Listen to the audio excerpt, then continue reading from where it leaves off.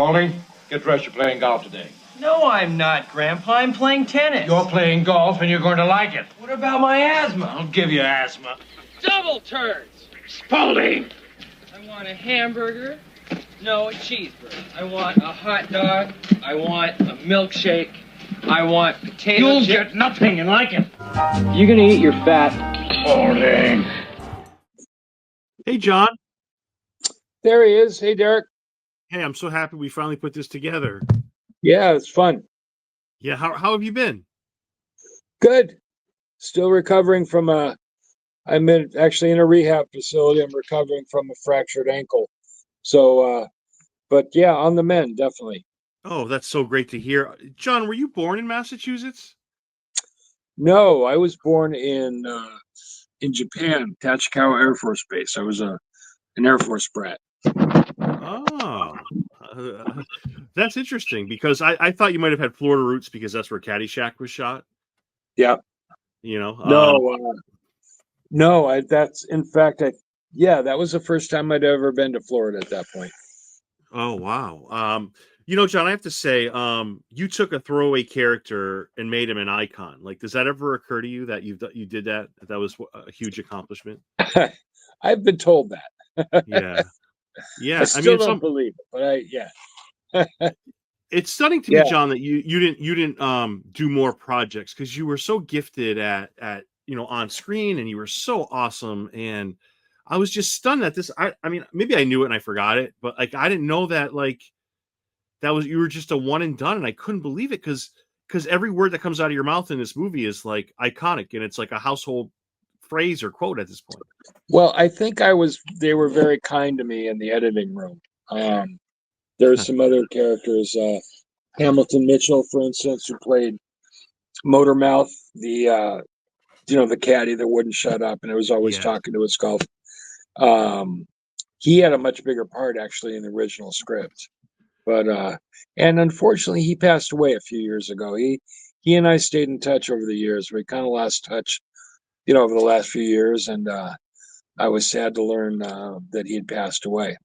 Yeah. But actually, I actually heard that from Scott. From Scott Columby, who I'm also in touch with. Oh my gosh.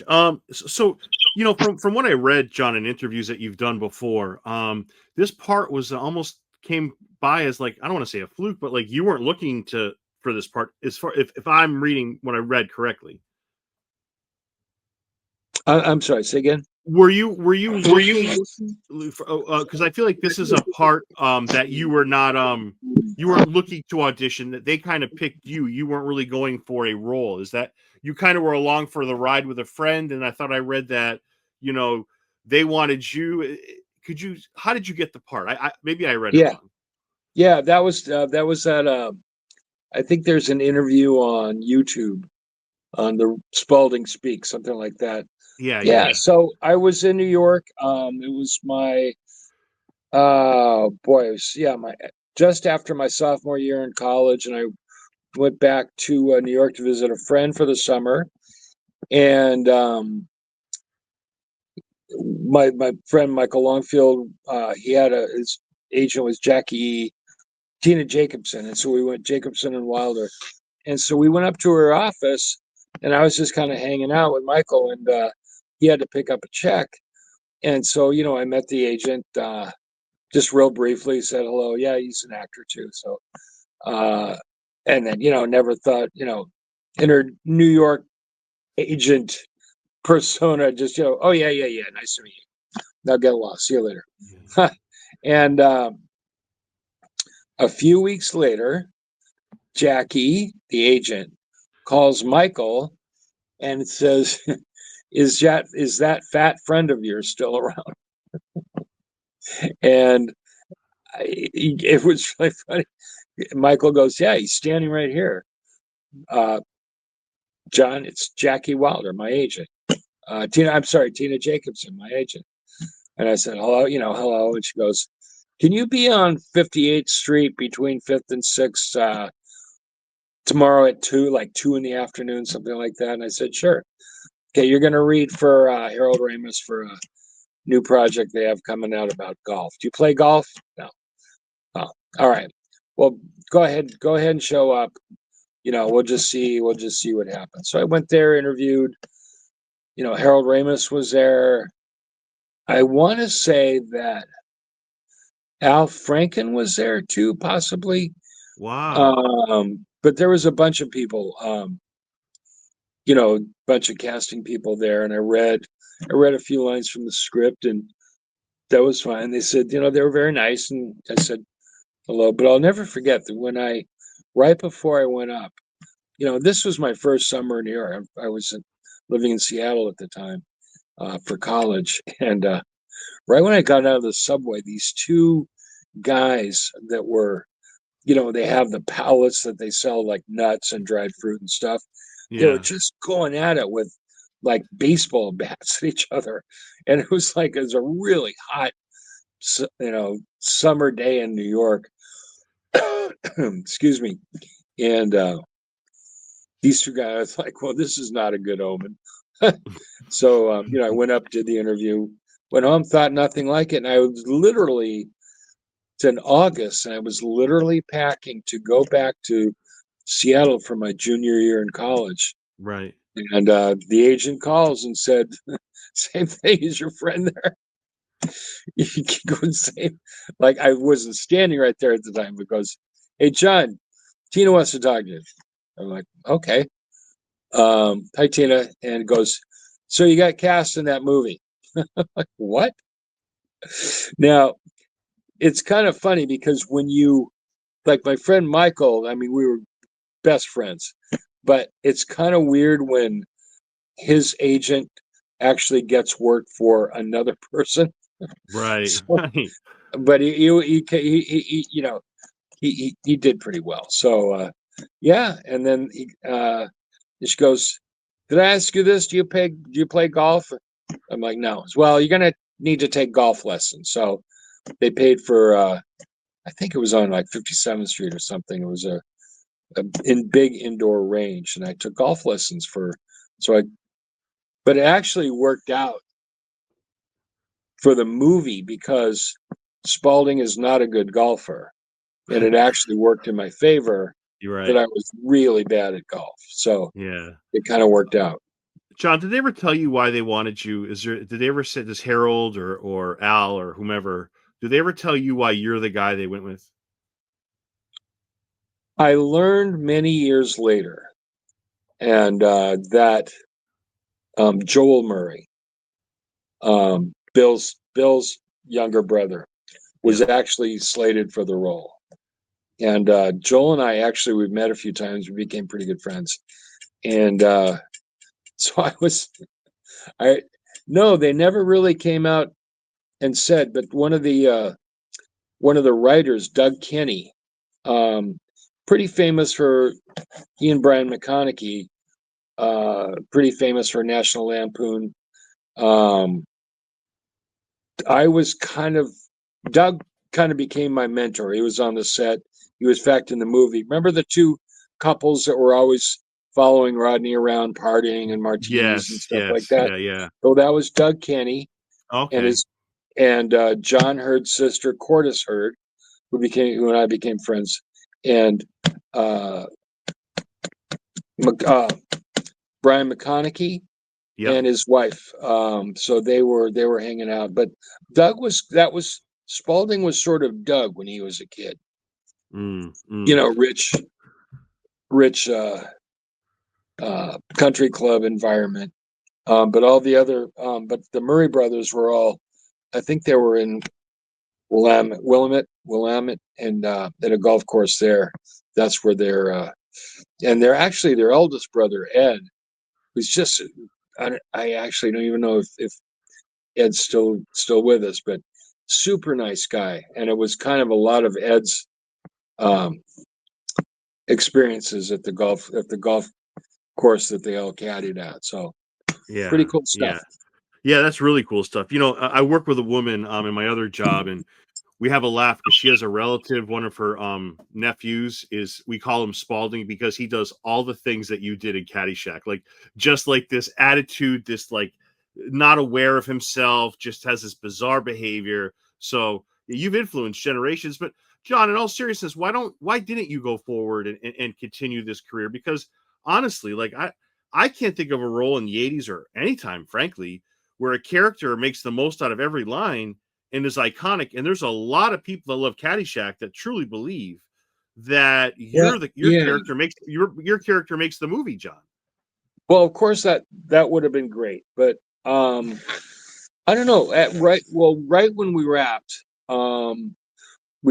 in late November. I went down there in August. We wrapped in mid November, and I went back to Seattle to finish my junior and senior year at Seattle University, and then went back to New York, 2 years later to try to pick up the trail, and it had kind of gone cold. I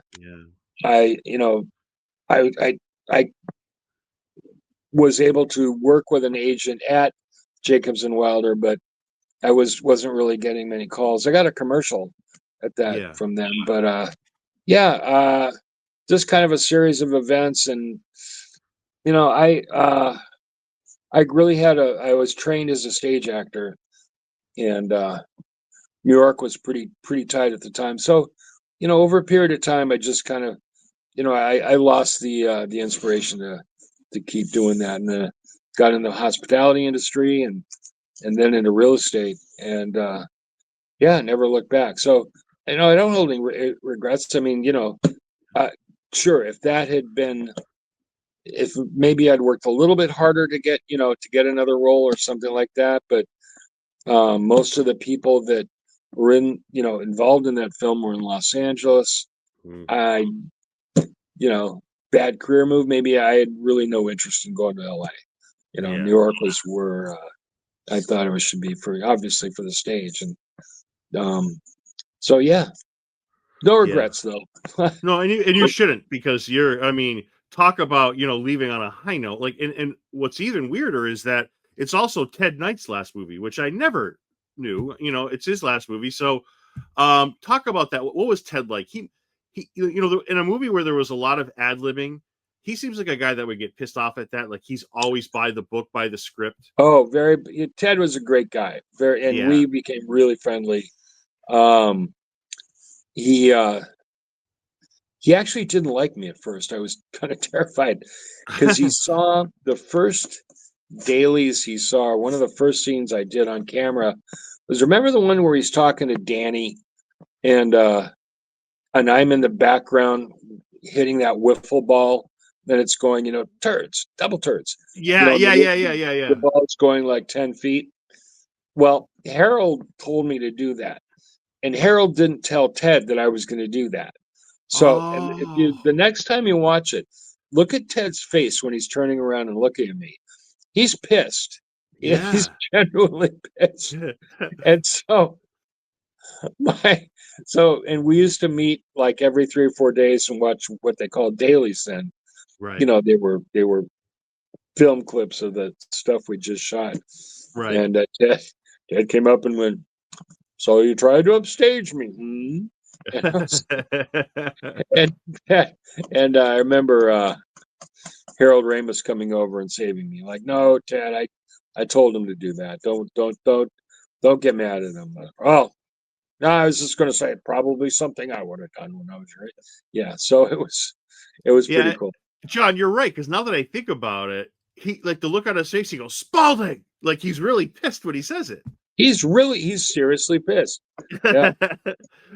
So let me ask you, every generation has a Spaulding, obnoxious, entitled, maybe spoiled.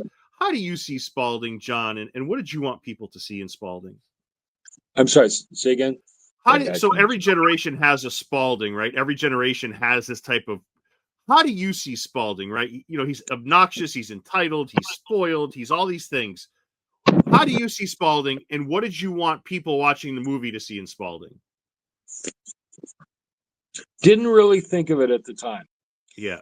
The movie was more just, you had, remember all the caddies and everything, and everybody was trying to do something funny to grab screen time.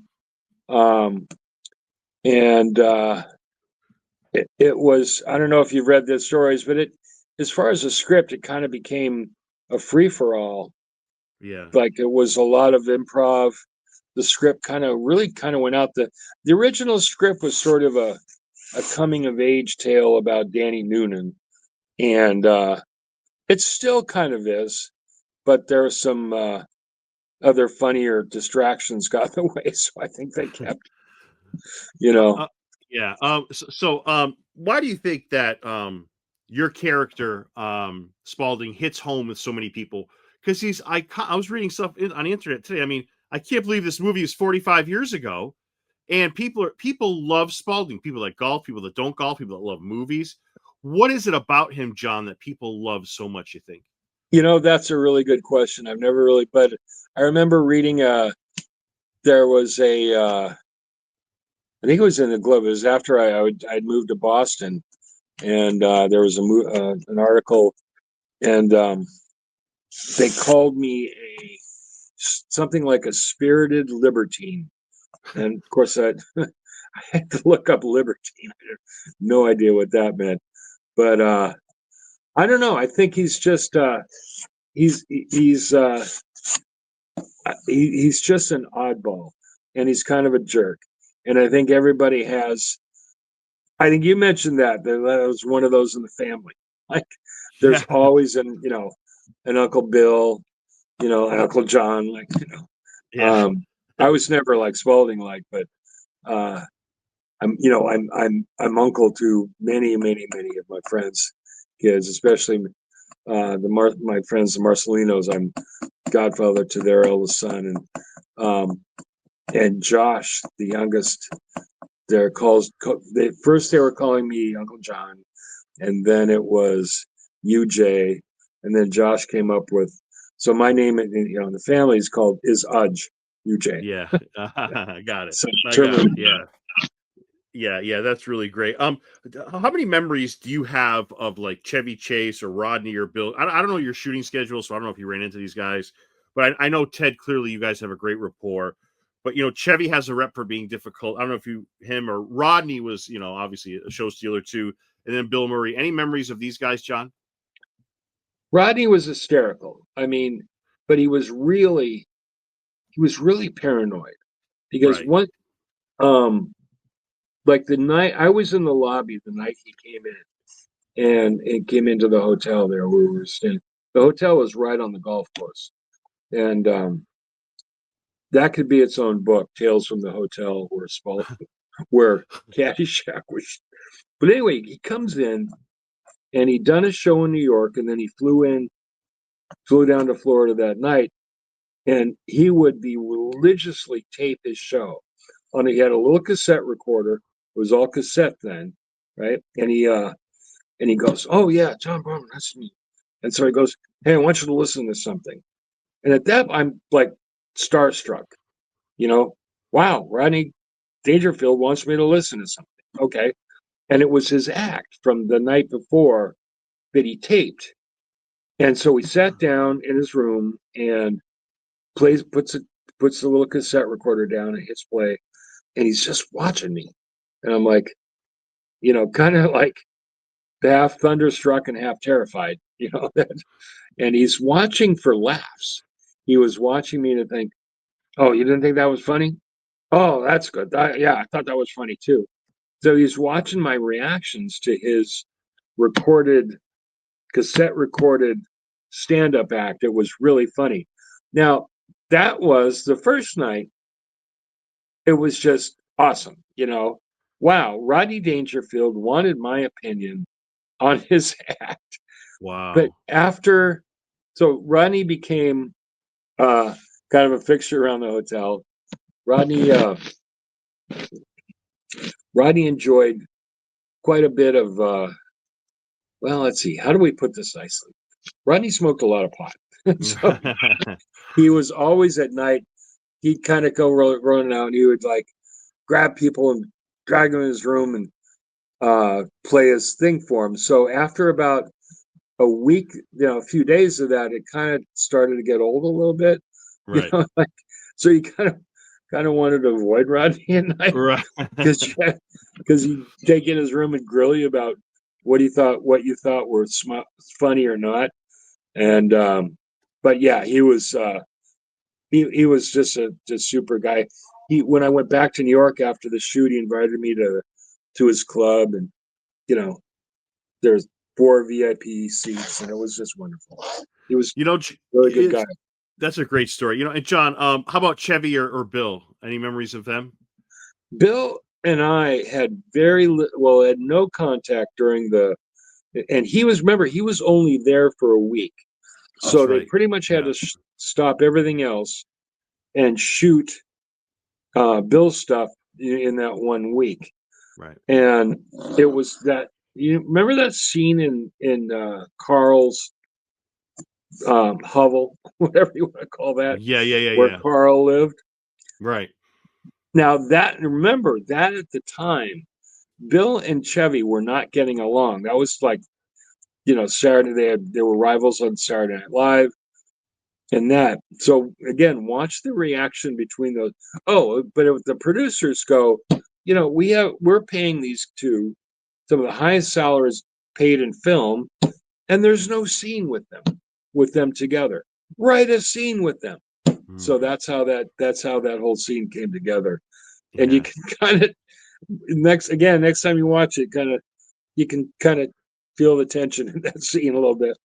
Yeah, you mentioned the hotel. There's rumors that there was a lot of partying, a lot of cocaine, a lot of alcohol, all that. How true are those rumors, John? And what can you add to that? I'm gonna take the fifth on that. Okay, okay, but yeah, there's rumors of that. But usually I would say ad lib. Incidentally, I got blamed for a lot of it. I was like, yeah, a lot of whenever you see pictures of, Caddyshack partying and all that stuff, there I am, front and center. So I don't know. It's really funny that, John, because usually when you hear movies are ad libbed, you're like, oh, that's not going to be good. Like, this movie had to be ad libbed. Like, Rodney is a king of that. Chevy was really good at that. Bill was really good at that. And I heard even like Rodney, as genius as he is, he's king of ad libbing. And Harold was talking years ago about how Rodney didn't know any of the like terms. Like, he didn't know like and action. He didn't know any of it. He was like just standing there, and he needed to be kind of directed in a way that was a little different than everybody else. Well, Bill was, I still think today was a master at ad lib. Whole, Final Round at Augusta, Cinderella story, and then he whacks the wax the flowers. Yeah. That was all ad lib. That was totally Bill. The scene with him, Chevy not so good at ad lib. And again, when you look at that scene with Bill and him, you can kind of tell Bill's kind of driving that scene. Right. I don't want to.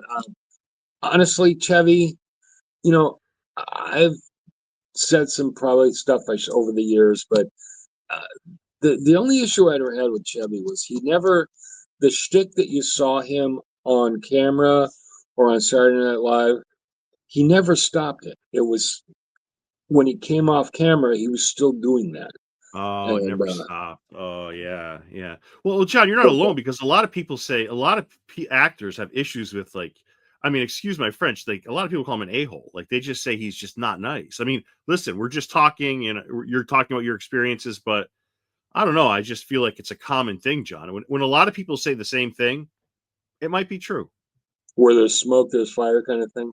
That's right. Yeah. That's what I think. Yeah.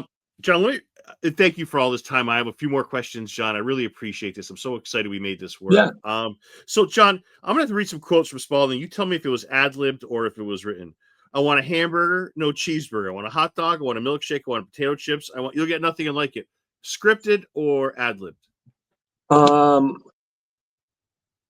By that time, I want to say it was scripted, but modified. So Harold was famous for coming up to people and going, you want to say something funny here. And so I believe he sort of, that was that scene with ad lib where Ted grabs my arm and goes, you'll get nothing and like it.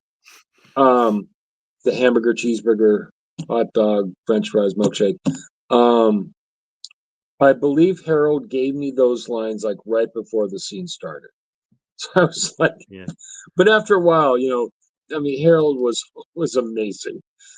Real talk about a comic writing genius. Yeah. Yeah. Yeah. And a great actor too.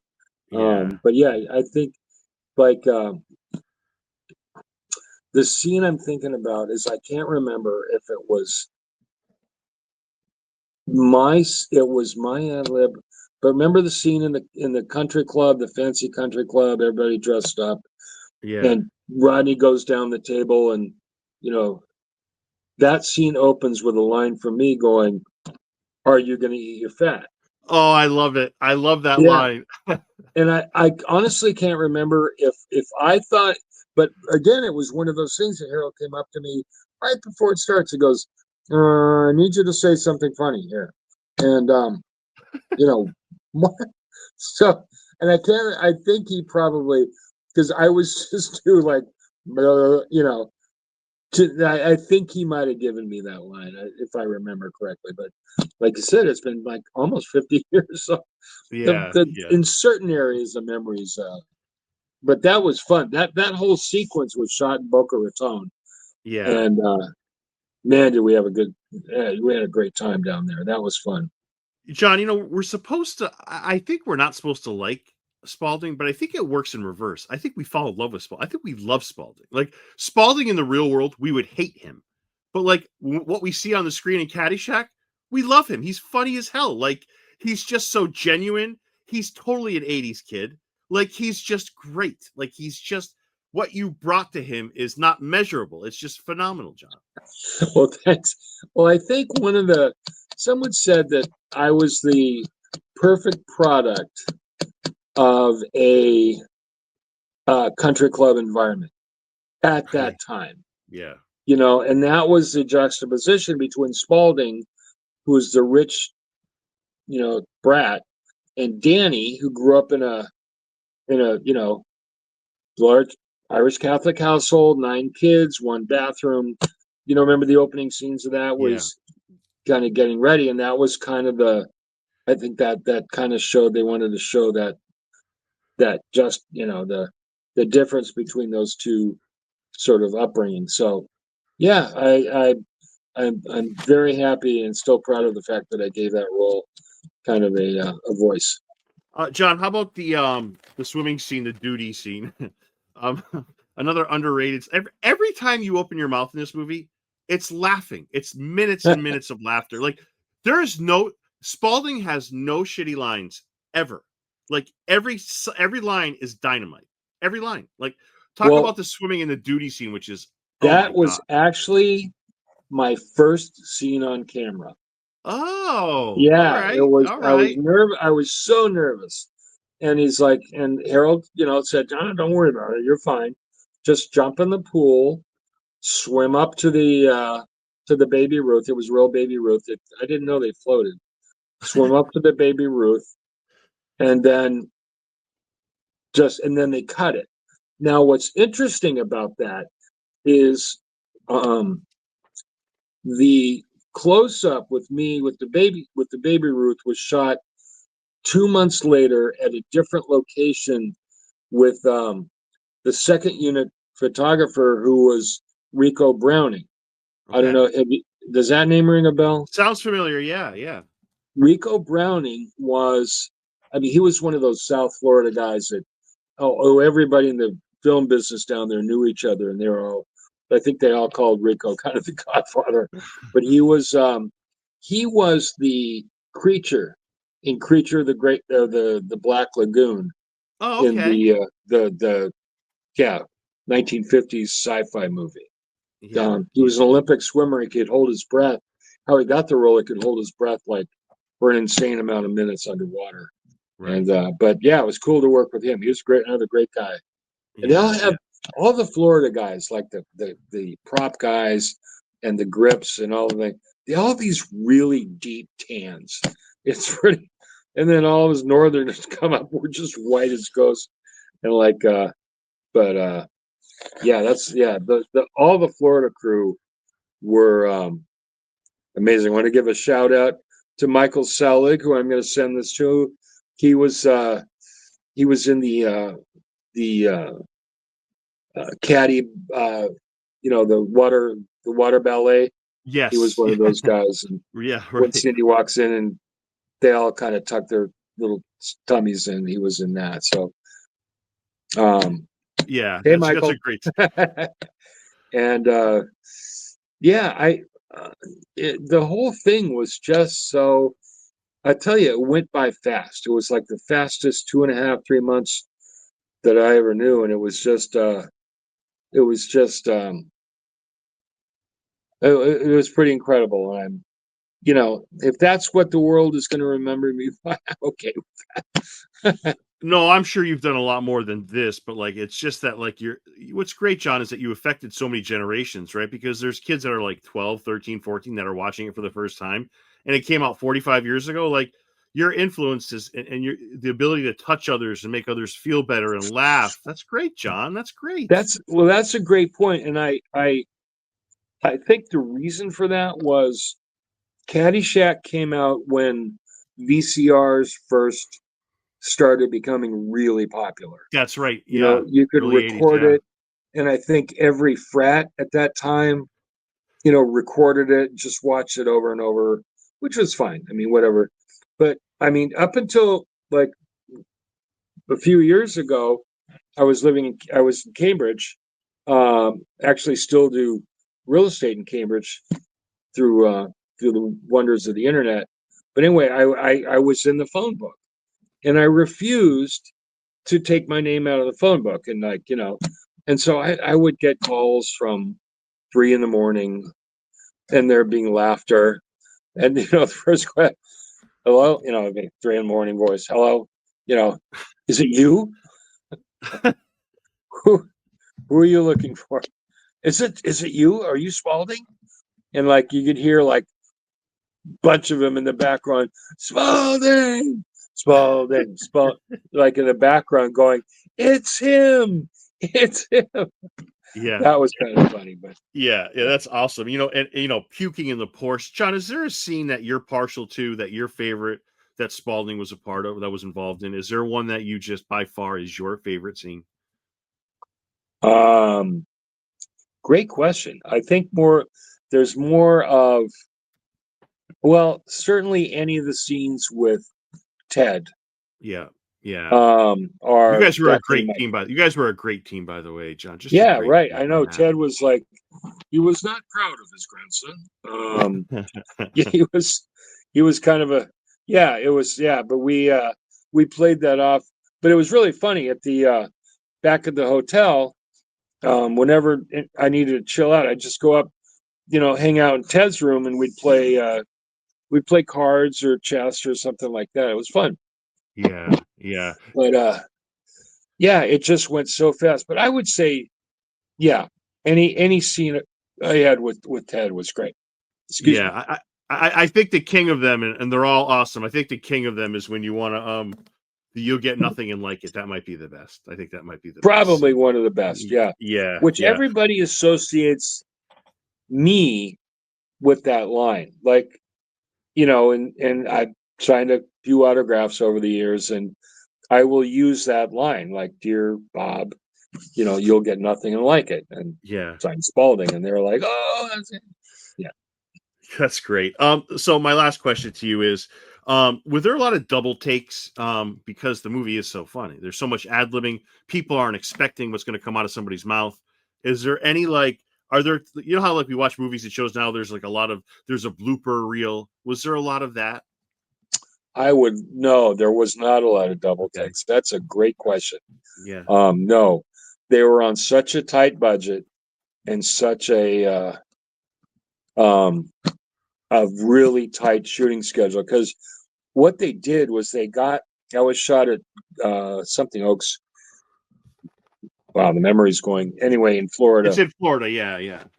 And they closed that golf course down for the summer because it was too hot to play anyway. Right. So we were out there in 110 degree, 90% humidity. Like, Jesus. it was pretty rough. Yeah. and because you had to be on the set in case they needed you. But oh yeah, John, real tough shooting a movie. Yeah, but yeah, then they just closed it down for the summer, so we had that course for a pretty specific time frame, and they had to get it done. They in that time frame. So, and then there were some other like I mentioned, Bill was only there for a week, due to his schedule. So everything sort of, we shot all of Bill's scenes. Yeah. Yeah. So that was an interesting part of it. John, Yeah. in your real estate career, has anybody ever brought that up to you, or vice versa? I would think that could sell a few more houses. The fact that you were in an iconic movie playing an iconic character. Well, only the people that, if I'm working with them as their agent, if they Google me, like, it's kind of funny. There's just as many references to Spaulding as they are to John Barmon, Coldwell Banker, real estate agent Cambridge, which is really funny. So the only ones that do have probably Googled me, but it's interesting because I've been people tried to bribe me to get. I said, well, if you come up to our party, to where we're having a house party, and this guy I think was in New Hampshire somewhere, we'll try to get my sister to list their house with you when she decides to put it on the market.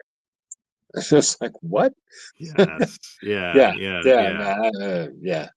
But So, John, how are you feeling, John? Are you on the mend? Well, I mean, I know you've been recovering you and I've been talking for a while now. You're recovering. It seems to be at least slow and, at least steady. definitely on the mend. No expected date. It took longer to recover. There was I had surgery about a year ago, and then went to one facility, and then contracted RSV, and so came to the facility I'm at. I've been here about a year, and I am on the mend. The physical therapy department is amazing. Good. But the staff here is, so I am definitely on the mend, and I do hope to, I might have to be, well, I probably have to, will walk again using a walker, but there's some more underlying medical stuff that has exacerbated my recovery. But no, yeah, I'm doing great. I appreciate the question. Thank you. Yeah, health and happiness, John. I mean, I can't tell you enough. Like, you've affected so many people, generations of people. You've had a wonderful life. You continue to have a wonderful life, and you're so valued and so appreciated by so many people, John. That's awfully nice, Darek. Thank you. Hey, what a John, pleasure this has been. This is great.